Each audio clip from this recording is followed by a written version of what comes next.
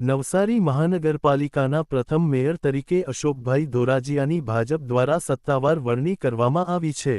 પ્રદેશ ભાજપ સંગઠન તરફથી મોકલાયેલા મેન્ડેટ બાદ નવી ટીમના નામોની જાહેરાત કરવામાં આવી હતી। ડેપ્યુટી મેયર તરીકે કેયુરીબેન દેસાઈ, સ્ટેન્ડિંગ કમિટીના ચેરમેન તરીકે મુકેશ અગ્રવાલ, શાસક પક્ષના નેતા તરીકે નરેશ પુરોહિત અને દંડક તરીકે રાકેશ પટેલની પસંદગી કરવામાં આવી છે। સામાન્ય ચૂંટણીના પરિણામો બાદ નવસારી જિલ્લા ભાજપ કાર્યાલય કમલમ ખાતે ચૂંટાયેલા નગરસેવકો અને સંગઠનના હોદ્દેદારોની ઉપસ્થિતિમાં સંકલન બેઠક યોજાઈ હતી। જિલ્લા ભાજપ પ્રમુખ ભૂરાભાઈ શાહ દ્વારા પ્રદેશ સંગઠનનું મેન્ડેટ ખોલી નવા પદાધિકારીઓના નામોની જાહેરાત કરવામાં આવી હતી। નવસારી ટાઉન હોલ ખાતે કમિશનર જયેશ ઉપાધ્યાય તથા ડેપ્યુટી કમિશનર ગૌરવ વાસાણીએ જરૂરી પ્રક્રિયાઓ પૂર્ણ કરીને નવસારી મહાનગરના પ્રથમ મેયર તરીકે અશોકભાઈ ધોરાજીયા તથા ડેપ્યુટી મેયર કેયુરી દેસાઈની જાહેરાત કરી હતી। નવસારી મહાનગરપાલિકાના ઇતિહાસમાં પ્રથમ મેયર બનનાર અશોકભાઈ ધોરાજીયા છેલ્લા 42 વર્ષથી ભાજપ સંગઠનમાં સક્રિય રહી વિવિધ જવાબદારીઓ સંભાળી ચૂક્યા છે।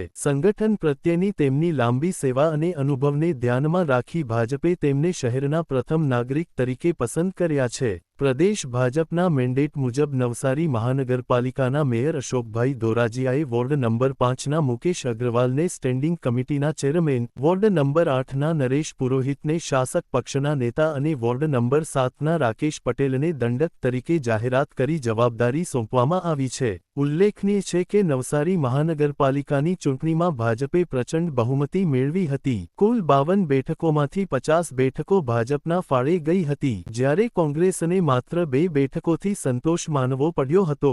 આ ભવ્ય જીત બાદ ભાજપ સંગઠને અનુભવ અને સંગઠન પ્રત્યેની નિષ્ઠાને પ્રાધાન્ય આપીને નવી ટીમ જાહેર કરી છે। ભારતીય જનતા પાર્ટી દ્વારા જે અમારું આજે બોર્ડ બન્યું છે, અમારા લોકો ચૂંટાઈને આવ્યા છે। વર્ષોથી શહેરીજનોની માંગ હતી નવસારીને મહાનગર બનાવવાની।